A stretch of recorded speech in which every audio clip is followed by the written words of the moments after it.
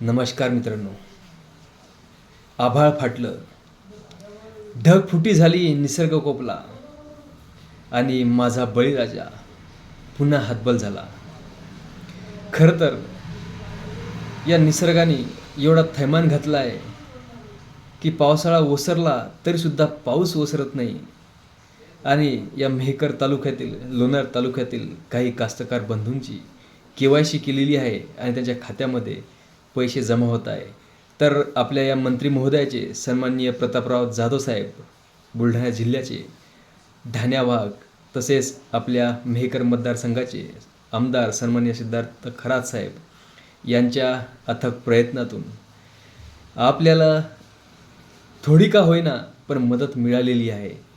परंतु तरीसुद्धा ज्या कास्तकार बंधूंनी अजून KYC केली नाही किंवा आपले कागदपत्र, बँक पासबुक असेल, फार्मर ID असेल, आधार कार्ड असेल, हे तलाठी, ग्रामसेवक यांच्याकडे जमा केले नसतील तर त्यांनी लवकरात लवकर ते जमा करून घ्यावे. आणि जमा केल्यानंतर आपल्याला ते KYC करावी लागते. ती KYC केल्यानंतरच पैसे आपल्या अकाउंटला जमा होतात.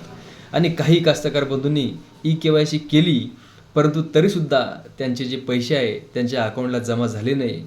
तर ते का झाले नाही याचेही कारण पाहावं.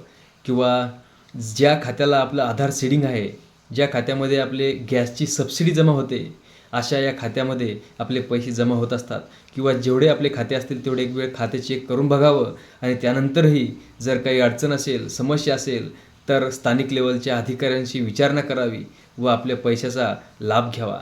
कारण या निसर्गानं जो थैमान घातलेला आहे आणि थोडी थोडकी का हो पण आपल्याला मदत जी मिळाली त्या मदतीचा आपण सुद्धा थोडासा लाभ घेतलाच पाहिजे.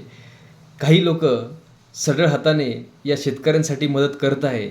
ती मदत जर डायरेक्ट कास्तकारांपर्यंत पोचली आणि लवकरात लवकर पोचली तर कुठेतरी आता दसरा येत आहे, कुठेतरी दिवाळी येत आहे, तर तो सण उत्सवात साजरा करता येईल. म्हणूनच माझी ज्या काही मंडळींना, नेते मंडळी असतील किंवा अन्य कोणते मंडळी असतील, इतर मार्गाने कास्तकारांना सहकार्य करतात, त्यांनी दिवाळी, दसरा यावेळेससुद्धा जर कास्तकारांना, माझ्या लाडक्या बळीराजाला थोडंफार का हो जर सहकार्य केलं तर उत्तमच राहील. एवढं बोलतो आणि थांबतो. जय हिंद, जय महाराष्ट्र.